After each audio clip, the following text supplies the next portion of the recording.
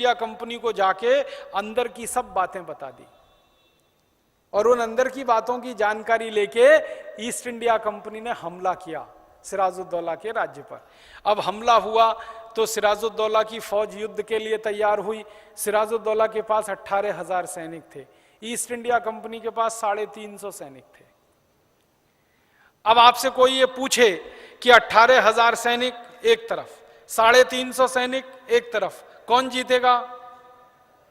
18,000 सैनिक जीतेंगे। लेकिन युद्ध जीता 350 सैनिक वाली ईस्ट इंडिया कंपनी ने। कैसे जीता? ये 350 सैनिकों को लेके अंग्रेज अधिकारी था रॉबर्ट क्लाइव, वो सिराजुद्दौला से युद्ध करने के लिए प्लासी के मैदान में पहुंचा। प्लासी एक छोटी सी जगह है, कलकत्ता के नजदीक है।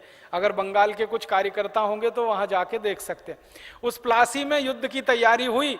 24 जून 1857 की डेट तय हो गई, 1757, 24 जून 1757, 23 जून और 24 जून 2 डेट तय हुई। युद्ध के लिए 350 सैनिक इनके, 18,000 सैनिक उनके।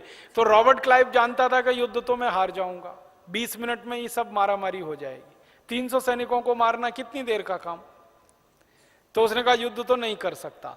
तो उसने मीर जाफर को फोड़ा, जो सेनापति था सिराजुद्दौला का, और उसको कहा कि देखो 1 करोड़ स्वर्ण मुद्राएं तुमको मैं दूंगा और तुम मेरी मदद करो, हम सिराजुद्दौला को मार डालेंगे और तुमको फिर राजा बना देंगे बंगाल का।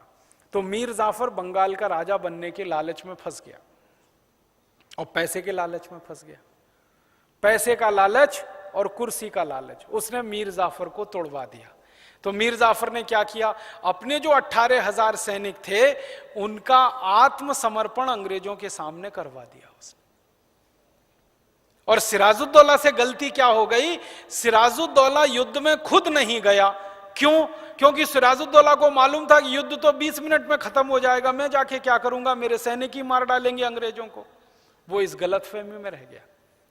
तो सिराजुद्दौला था मुर्शिदाबाद में, क्योंकि उस समय बंगाल की राजधानी थी मुर्शिदाबाद। बंगाल की राजधानी कलकत्ता तो बाद में बनी है, पहले मुर्शिदाबाद थी। तो वो मुर्शिदाबाद में बैठा रह गया, सैनिकों को भेज दिया युद्ध करने के लिए। उसको मालूम नहीं था कि मीर जाफर पहले ही टूट चुका है।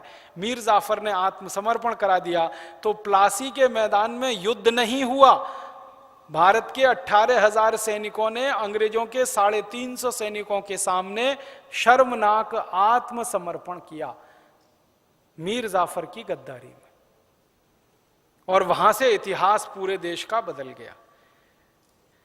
इतिहास क्या बदल गया? अंग्रेजों ने घोषित कर दिया हमने युद्ध जीत लिया। फिर अंग्रेजों ने 18,000 सैनिकों को बंदी बना लिया और 350 अंग्रेजों के सैनिक, 18,000 ये सैनिक, इनको लेकर पूरी फौज बना के रॉबर्ट क्लाइव गया मुर्शिदाबाद। कलकत्ता से, प्लासी से चल के मुर्शिदाबाद। तो कलकत्ता से माने प्लासी से मुर्शिदाबाद के बीच की दूरी बहुत बड़ी है, 15 दिन लगा उसको घोड़े पे चलने में।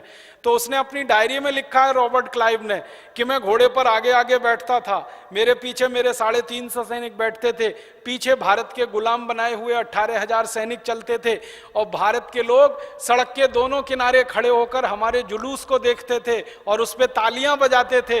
अगर भारत के लोगों ने हमको पत्थर का एक एक टुकड़ा उठाकर मारा होता तो भारत का इतिहास तो 1757 में ही बदल गया होता।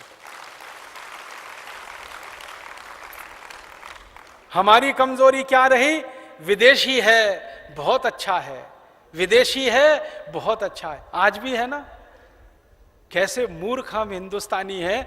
कभी कभी मैं आगरा चला जाता हूं, ताजमहल के आसपास कोई विदेशी आ जाए तो सारे हिंदुस्तानी उसके आसपास ऐसे इकट्ठे हो जाते हैं जैसे भगवान का दूत उतर आया। कोई होता है कि नहीं? दिल्ली में कोई विदेशी घूमने आ जाए, मुंबई में कोई आ जाए, हम उसको ऐसे आसपास घेर लेते हैं जैसे वो देवदूत है। ये हमारी गुलामी की मानसिकता 1757 से भी पुरानी है। इसी ने हमको गुलाम बनाया। उस समय क्या हुआ? रॉबर्ट क्लाइव विदेशी है, गोरा गोरा है, लाल लाल गाल दिखाई देते हैं, उसके पीछे 300 सैनिक, 350 सैनिक, वो भी गोरे गोरे हैं, अच्छे अच्छे दिखाई देते हैं। तो हम तो उनको देखते ही तालियां बजाते रह गए। अगर पत्थर उठा के मारा होता तो मर जाते वो सब के सब वहीं। और देश कभी गुलाम नहीं होता ईस्ट इंडिया कंपनी का। ये विदेशी गोरे रंग के प्रति जो मोह है ना, ये बहुत खतरनाक है, बहुत खतरनाक। हम सब हिंदुस्तानियों के खून में घुस गया है गोरा रंग। गोरा होना। मुझे इतना तकलीफ होती है, गुस्सा भी आता है।